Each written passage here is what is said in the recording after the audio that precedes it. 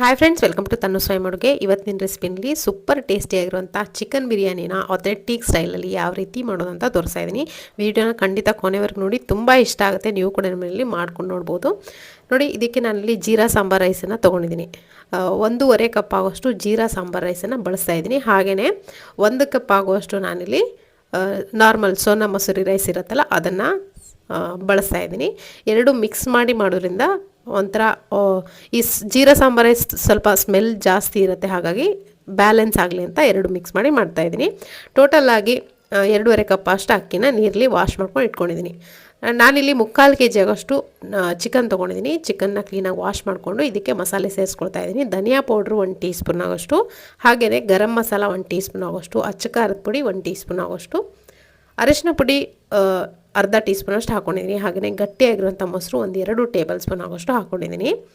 ಒಂದು ಸ್ವಲ್ಪ ಎಣ್ಣೆ ಹಾಕ್ಕೊಂಡಿದ್ದೀನಿ. 2-3 ಡ್ರಾಪ್ಸ್ ಅಷ್ಟು ಹಾಕ್ಕೊಂಡು ರುಚಿಗೆ ಎಷ್ಟು ಬೇಕಷ್ಟು ನೋಡಿಕೊಂಡು ಉಪ್ಪನ್ನು ಸೇರಿಸ್ಕೊಂಡು ಚೆನ್ನಾಗಿ ಮಿಕ್ಸ್ ಮಾಡಿ ಇದನ್ನು ಮ್ಯಾರಿನೇಷನ್ಗೆ ಅಂತ ಇಡ್ತಾಯಿದ್ದೀನಿ. ಒಂದು 10 ನಿಮಿಷ ಇಟ್ಟರೆ ಸಾಕಾಗುತ್ತೆ. ಅಷ್ಟರಲ್ಲಿ ಮಸಾಲೆನ ರೆಡಿ ಮಾಡ್ಕೊಂಬಿಡೋಣ. ಇದಕ್ಕೆ ನೋಡಿ, ಮಿಕ್ಸರ್ ಜಾರ್ಗೆ 1 ಸ್ಪೂನ್ ಆಗೋಷ್ಟು ಧನಿಯಾ ಕಾಳು, ಹಾಗೆಯೇ ಚಕ್ಕೆ ಲವಂಗ ಏಲಕ್ಕಿ ಹಾಕ್ಕೊಂಡಿದ್ದೀನಿ. ಸ್ವಲ್ಪ ಸೋಂಪು ಮತ್ತು ಜೀರಿಗೆ 1 ಟೀ ಸ್ಪೂನ್ ಆಗೋಷ್ಟು, 1 ಸ್ಪೂನ್ ಆಗೋಷ್ಟು ಕಾಯನ್ನು ಹಾಕ್ಕೊಂಡಿದ್ದೀನಿ. 2-3 ಹಸಿಮೆಣಸಿನ್ಕಾಯಿ, ಸ್ವಲ್ಪ ಪುದೀನ ಸೊಪ್ಪು, ಸ್ವಲ್ಪ ಕೊತ್ತಂಬರಿ ಸೊಪ್ಪು. ಇಂಗ್ರೀಡಿಯೆಂಟ್ಸ್ ಲಿಸ್ಟ್ ನಿಮಗೆ ಡಿಸ್ಕ್ರಿಪ್ಷನ್ ಬಾಕ್ಸ್ ಇರುತ್ತೆ ಅಥವಾ ಇಲ್ಲಿ ಸೈಡಲ್ಲೂ ಕೂಡ ಮೆನ್ಷನ್ ಮಾಡ್ತಿರ್ತೀನಿ. 1 ಟೊಮೆಟೊ, ಅರ್ಧದಷ್ಟು ಈರುಳ್ಳಿ ಕೂಡ ಹಾಕ್ಕೊಂಡು ನುಣ್ಣಗೆ ರುಬ್ಕೋಬೇಕು ಮಸಾಲೆನ. ಸೈಡಲ್ಲಿ ಎತ್ತಿಟ್ಕೊಳ್ತೀನಿ ಮಸಾಲೆ ರುಬ್ಕೊಂಡಿದ್ದನ್ನು. ಇವಾಗ ಕುಕ್ಕರ್ನಲ್ಲಿ ಮಾಡ್ತಿರೋದ್ರಿಂದ ಕುಕ್ಕರನ್ನ ಬಿಸಿ ಇಟ್ಕೊಂಡಿದ್ದೀನಿ. 2 ಟೇಬಲ್ ಸ್ಪೂನ್ ಆಗೋಷ್ಟು ಎಣ್ಣೆ, ಹಾಗೆ 1 ಸ್ಪೂನ್ ಆಗೋಷ್ಟು ತುಪ್ಪ ಹಾಕ್ಕೊಂಡಿದ್ದೀನಿ. ತುಪ್ಪ ಚೆನ್ನಾಗಿರುತ್ತೆ ಫ್ಲೇವರ್ ಹಾಕೋದ್ರಿಂದ. ಹಾಗೆಯೇ ಒಣ ಮಸಾಲೆ 2-3 ಪಲಾವ್ ಎಲೆ, 1 ತುಂಡಾಗೋಷ್ಟು ಕಲ್ಲು ಹೂವು, 4-5 ಏಲಕ್ಕಿ, ಹಾಗೆ 4-5 ಲವಂಗ ಹಾಕ್ಕೊಂಡಿದ್ದೀನಿ. 1 ಇಂಚಿನಷ್ಟು ಚಕ್ಕೆ, ಸ್ವಲ್ಪ ಸೋಂಪು ಹಾಕ್ಕೊಂಡಿದ್ದೀನಿ. ಹಾಗೆಯೇ ಅರ್ಧದಷ್ಟು ಈರುಳ್ಳಿ ಏನು ಇಟ್ಕೊಂಡಿದ್ರೆ ಅದನ್ನು ಕೂಡ ಉದ್ದುದಕ್ಕೆ ಕಟ್ ಮಾಡ್ಕೊಂಡು ಹಾಕ್ಕೊಂಡಿದ್ದೀನಿ. ಜೊತೆಗೆ ಶುಂಠಿ ಬೆಳ್ಳುಳ್ಳಿ ಪೇಸ್ಟ್ ಕೂಡ ಇದ್ರ ಜೊತೆಗೇ ಹಾಕ್ಕೊಂಡು ಫ್ರೈ ಮಾಡೋದ್ರಿಂದ ಶುಂಠಿ ಬೆಳ್ಳುಳ್ಳಿ ಪೇಸ್ಟ್ ಕೂಡ ಚೆನ್ನಾಗಿ ಹಸಿ ವಾಸನೆ ಹೋಗಿ ಫ್ರೈ ಆಗುತ್ತೆ. ಹಾಗೆಯೇ ಈರುಳ್ಳಿ ಕೂಡ ಚೆನ್ನಾಗಿ ಟ್ರಾನ್ಸ್ಪರೆಂಟ್ ಆಗಿ ಫ್ರೈ ಆಗುತ್ತೆ. ಸ್ವಲ್ಪ ಗೋಲ್ಡನ್ ಬ್ರೌನ್ ಇನ್ನೇನು ಆಗ್ತಿದೆ ಅನ್ನೋವಾಗ ನಾನು ಆವಾಗಲೇ ರುಬ್ಬಿಟ್ಕೊಡೋಂಥ ಮಸಾಲೆ ಏನಿದೆ ನೋಡಿ ಅದನ್ನು ಸೇರಿಸ್ಕೊಳ್ತಾ ಇದ್ದೀನಿ. ನೋಡಿ, ಈ ಥರ ಮಸಾಲೆ ರುಬ್ಬಿ ಮಾಡಿ ಒಂದ್ಸರಿ ಟೇಸ್ಟಿಯಾಗಿ ಬರುತ್ತೆ. ತಮಿಳಿಯನ್ ಸ್ಟೈಲ್ ಅಂತ ಹೇಳ್ಬೋದು. ಇದು ಒಂದು ಒಳ್ಳೆ ರೆಸಿಪಿ ಅಂತ ಹೇಳ್ಬೋದು. ಒಂದು ಒಳ್ಳೆ ಅಥೆಂಟಿಕ್ ಟೇಸ್ಟ್ ಕೊಡುತ್ತೆ ನಿಮಗೆ ಚಿಕನ್ ಬಿರಿಯಾನಿ. ತುಂಬ ಚೆನ್ನಾಗಿರುತ್ತೆ. ಇದೇ ಸೇಮ್ ಮೆಥಡಲ್ಲಿ ಮಟನ್ ಬಿರಿಯಾನಿ ಕೂಡ ಮಾಡ್ಕೋಬೋದು, ಅದು ಕೂಡ ತುಂಬ ಚೆನ್ನಾಗಿರುತ್ತೆ. ಇವಾಗ ಮ್ಯಾರಿನೇಷನ್ ಮಾಡಿಟ್ಕೊಡೋಂಥ ಚಿಕನನ್ನು ಹಾಕ್ಕೊಳ್ತಾ ಇದ್ದೀನಿ ಡೈರೆಕ್ಟಾಗಿ. ಮಸಾಲೆ ಸ್ವಲ್ಪ ಹೊತ್ತು ಹುರಿಬೇಕು. ಹಸಿ ಮಸಾಲೆ ಆಗಿರೋದ್ರೆ ಸ್ವಲ್ಪ ಹೊತ್ತು ಹುರಿದು ಎಣ್ಣೆ ಬಿಟ್ಕೊಂಡಾದ್ಮೇಲೆ ಚಿಕನ್ನ ಸೇರಿಸ್ಕೊಂಡಿದ್ದೀನಿ. ಇವಾಗ 5-10 ನಿಮಿಷ ಚೆನ್ನಾಗಿ ಫ್ರೈ ಮಾಡ್ಕೋಬೇಕು. ಲೋ ಮೀಡಿಯಮ್ ಫ್ಲೇಮ್ ಇಟ್ಕೊಂಡು ಫ್ರೈ ಮಾಡ್ಕೊಳ್ಳಿ, ಸ್ವಲ್ಪ ಜಾಸ್ತಿ ಹೊತ್ತು. ಯಾಕಂದರೆ ಸ್ವಲ್ಪ ಹೊತ್ತು ಚಿಕನ್ ಫ್ರೈ ಆಗಬೇಕಿಲ್ಲಿ. 50-70% ಅಷ್ಟು ಚಿಕನ್ ಮೊದಲೇ ಫ್ರೈ ಆದಮೇಲೆ ನೆಕ್ಸ್ಟ್ ಪ್ರೊಸೆಸರ್ನ ನಾನು ಇಲ್ಲಿ ತೋರಿಸ್ತೀನಿ. ನೋಡಿ, ಚೆನ್ನಾಗಿ ಮಿಕ್ಸ್ ಮಾಡ್ಕೊಂಡಿದ್ದೀನಿ ಮಸಾಲೆನ ಚಿಕನ್ ಜೊತೆಗೆ. ಇವಾಗ ಮುಚ್ಚಿ 1 10 ನಿಮಿಷ ಬಿಡ್ತೀನಿ ನಾನು. 10 ನಿಮಿಷದಲ್ಲಿ ಚಿಕನ್ ಏನು ಬೇಗನೆ ಬೇಯುತ್ತೆ. ಅದಕ್ಕಾಗಿ 10 ನಿಮಿಷ ಮುಚ್ಚಿಟ್ಟಾದಮೇಲೆ ನೋಡಿ, 10 ನಿಮಿಷ ಬಿಟ್ಟಿದ್ದೆ. ಅಷ್ಟರಲ್ಲಿ ಅರ್ಧದಷ್ಟು ಬೆಂದಿದೆ. ಇವಾಗ ಟೊಮೆಟೊ ಸೇರಿಸ್ತಾ ಇದ್ದೀನಿ ನಾನು. ಈ ರೆಸಿಪಿಗೆ ಟೊಮೆಟೊ ಸ್ವಲ್ಪ ಜಾಸ್ತಿನೇ ಬೇಕಾಗಿತ್ತು. 7-8 ಟೊಮೆಟೊನ, ಮೀಡಿಯಮ್ ಸೈಜು 7-8 ಟೊಮೆಟೊ ನಾನು ಸೇರಿಸಿದ್ದೀನಿ. ನೀವು ಎಷ್ಟು ಟೊಮೆಟೊ ಜಾಸ್ತಿ ಹಾಕ್ತೀರೋ ಅಷ್ಟು ರುಚಿಯಾಗಿ ಬರುತ್ತೆ ಇದು ಬಿರಿಯಾನಿ. ಇವಾಗ ಟೊಮೆಟೊ ಹಾಕಾದ್ಮೇಲೆ ಸ್ವಲ್ಪ ನೀರು ಕೂಡ ಹಾಕ್ಕೊಂಡಿದ್ದೀನಿ. 1 ಗ್ಲಾಸ್ ಆಗೋಷ್ಟು ನೀರು ಹಾಕ್ಕೊಂಡಿದ್ದೀನಿ. ಅಥವಾ ನೀವು ಅಕ್ಕಿ ಎಷ್ಟು ತೊಗೊಂಡಿರ್ತೀರೋ ಅದರ 2ರಷ್ಟು ನೀರು ತೊಗೊಳ್ಳಿ. ನಾನು 2.5 ಕಪ್ ಆಗೋಷ್ಟು ಅಕ್ಕಿ ತೊಗೊಂಡಿದ್ದೀನಿ. 4 ಕಪ್ ಆಗೋಷ್ಟು ನೀರು ಹಾಕ್ಕೊಂಡಿದ್ದೀನಿ. ಯಾಕಂದರೆ ಗ್ರೇವಿ ಕೂಡ ಇರುತ್ತಲ್ಲ, ಅದು ಕೂಡ ಸ್ವಲ್ಪ ಗ್ರೇವಿ ಥರ ಇರುತ್ತಲ್ಲ, ಅದು ನೀರಿನ ಅಂಶನೇ ಇರುತ್ತೆ. ಹಾಗಾಗಿ 2.5 ಕಪ್ ಅಕ್ಕಿಗೆ 4 ಕಪ್ ಆಗೋಷ್ಟು ನೀರನ್ನು ಹಾಕ್ಕೊಂಡಿದ್ದೀನಿ. ಹಾಕ್ಕೊಂಡು ಚೆನ್ನಾಗಿ ಮಿಕ್ಸ್ ಮಾಡ್ಕೋಬೇಕು. ರುಚಿಗೆ ಎಷ್ಟು ಬೇಕಷ್ಟು ನೋಡಿಕೊಂಡು ಉಪ್ಪನ್ನು ಮತ್ತೆ ಸೇರಿಸ್ಕೊಂಡಿದ್ದೀನಿ. ಮತ್ತು ನೀವು ಬೇಕಿದ್ರೆ ರುಚಿ ನೋಡಿಕೊಂಡು ಉಪ್ಪು ಹೆಚ್ಚು ಕಡಿಮೆ ಮಾಡ್ಕೋಬೋದು. ನಲ್ಲಿ ಮುಚ್ಚಿ 5-10 ನಿಮಿಷ ಬಿಡ್ತೀನಿ. ಮತ್ತೆ ನೋಡಿ, ಚೆನ್ನಾಗಿ ಈ ಥರ ಕುದೀತಾ ಇದೆ. ಚಿಕನ್ ಚೆನ್ನಾಗಿ ಬೆಂದಿದೆ ಇಲ್ಲ ಅಂತ ಚೆಕ್ ಮಾಡಿ ಆಮೇಲೆ ನೀವು ಇಲ್ಲಿ ಅಕ್ಕಿನ ಸೇರಿಸ್ಕೋಬೇಕಾಗುತ್ತೆ. ಈ ಥರ ನೀರು ಕುದೀತಿರ್ಬೇಕಾದ್ರೆ ಅಕ್ಕಿನ ಸೇರಿಸ್ಕೊಳ್ಳಿ. ಆವಾಗಲೇ ನಾನು ತೊಳೆದಿಟ್ಟೆ 10 ನಿಮಿಷ ಆಗಿರುತ್ತೆ. ಇವಾಗ ಆಲ್ರೆಡಿ ಅಕ್ಕಿ ಕೂಡ ಚೆನ್ನಾಗಿ ನೆನೆದಿರುತ್ತೆ. ಜಾಸ್ತಿ ನೀರು ಹಾಕೋ ಅಗತ್ಯ ಕೂಡ ಇಲ್ಲ. ನಾನು 2 ಥರ ರೈಸನ್ನು ಬಳಸಿದ್ದೀನಿ ಆವಾಗಲೇ ಹೇಳ್ದಂಗೆ. ಜೀರಾ ಸಾಂಬಾ ಅಂತ ನಿಮಗೆ ಬಿರಿಯಾನಿ ಮಾಡೋಕ್ಕಂತಲೇ ಸ್ಪೆಷಲ್ ಆಗಿರೋಂಥ ರೈಸ್ ಅದು. ಅದನ್ನು ನೀವು ತಂದು ಯಾವಾಗಲಾದರೂ ಮಾಡ್ಕೊಳ್ಳಿ, ತುಂಬ ಚೆನ್ನಾಗಿ ಟೇಸ್ಟ್ ಬರುತ್ತೆ ಬಿರಿಯಾನಿದು. 2 ಬಳಸಿದ್ದೀನಿ. ನಾರ್ಮಲ್ ಸೋನಾ ಮಸೂರಿ. ನೋಡಿ, ಕುಕ್ಕರ್ ಲಿಡ್ಡನ್ನು ಕ್ಲೋಸ್ ಮಾಡಿ 1 ವಿಷಲ್ಲು ಮೀಡಿಯಮ್ ಫ್ಲೇಮ್ ಇಟ್ಕೊಂಡು ಓಡಿಸ್ಕೊಂಡಿದ್ದೀನಿ. ಸ್ವಲ್ಪ ಸ್ಟೀಮ್ ಹೋಗೋವರೆಗೂ ಬಿಟ್ಟಾದಮೇಲೆ ಓಪನ್ ಮಾಡ್ಕೊಳ್ಳಿ. ನೀವು ತುಂಬ ಚೆನ್ನಾಗಿ ಉದುರುದ್ರಾಗಿ ಬರುತ್ತೆ. ನಾನು ಸ್ವಲ್ಪ ಬಿಸಿ ಇರೋವಾಗಲೇ ಸರ್ವ್ ಮಾಡೋಣ ಅಂತ ಓಪನ್ ಮಾಡ್ಕೊಂಡಿದ್ದೀನಿ. ಚೆನ್ನಾಗಿ ಮಿಕ್ಸ್ ಮಾಡಿಕೊಂಡ್ರೆ ರುಚಿಯಾಗಿರುವಂಥ ಘಮಘಮಿಸುವಂಥ ಚಿಕನ್ ಬಿರಿಯಾನಿ ಒಂದು ಅಥೆಂಟಿಕ್ ರುಚಿಯಲ್ಲಿ ರೆಡಿಯಾಗಿದೆ. ಖಂಡಿತ ನೀವು ಕೂಡ ಇದನ್ನು ನಿಮ್ಮ ಮನೆಯಲ್ಲಿ ಈ ಮೆಥಡನ್ನು ಫಾಲೋ ಮಾಡಿಕೊಂಡು ಈ ಇಂಗ್ರೀಡಿಯೆಂಟ್ಸ್ನ ಫಾಲೋ ಮಾಡಿಕೊಂಡು ಮಾಡಿ ನೋಡಿ.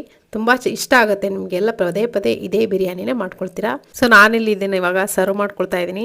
ನೋಡ್ತಿದ್ರೇ ಬಾಯಲ್ಲಿ ನೀರು ಬರ್ತಾ ಇದೆ ಅನ್ಸುತ್ತಲ್ವ, ನನಗೂ ಹಾಗೆ. ನಾನು ಕೂಡ ಅದಕ್ಕೆ ಬೇಗನೆ ತೆಗೆದು ಊಟ ಮಾಡೋಣ ಅಂತ ಸರ್ವ್ ಮಾಡ್ಕೊಂಡಿದ್ದೀನಿ. ತುಂಬ ಚೆನ್ನಾಗಿರುತ್ತೆ. ನಾರ್ಮಲ್ ಟೆಂಪ್ರೇಚರ್ ಅಂದರೆ ಸ್ವಲ್ಪ ಬಿಸಿ ಹೋದ್ಮೇಲೆ ತಿನ್ನಿ, ಇನ್ನೂ ರುಚಿಯಾಗಿರುತ್ತೆ.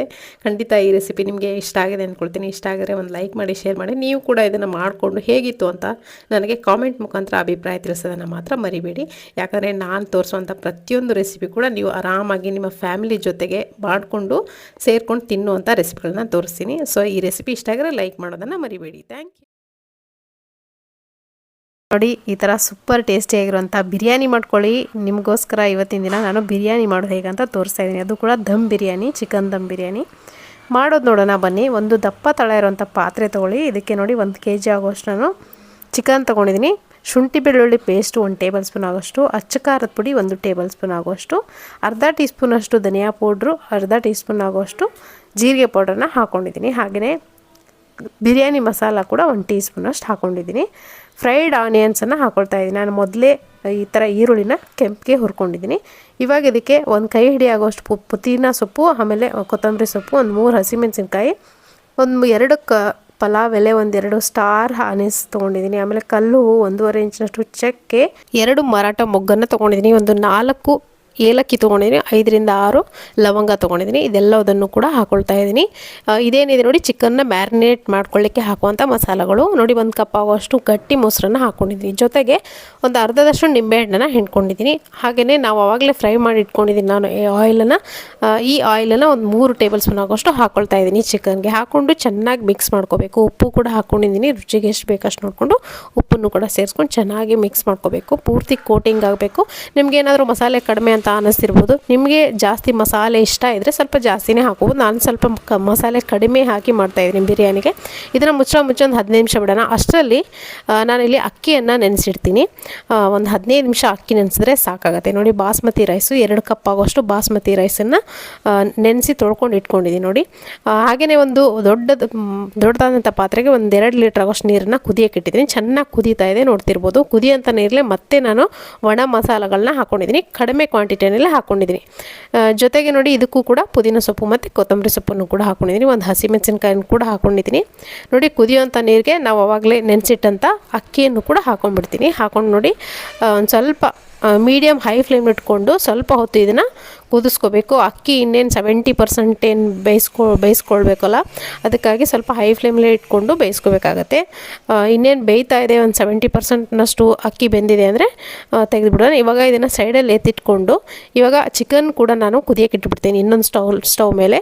ಇವಾಗ ನೋಡಿ, ಒಂದು 15 ನಿಮಿಷದಿಂದ ಇದು ಚೆನ್ನಾಗಿ ಮ್ಯಾರಿನೇಟ್ ಆಗಿದೆ.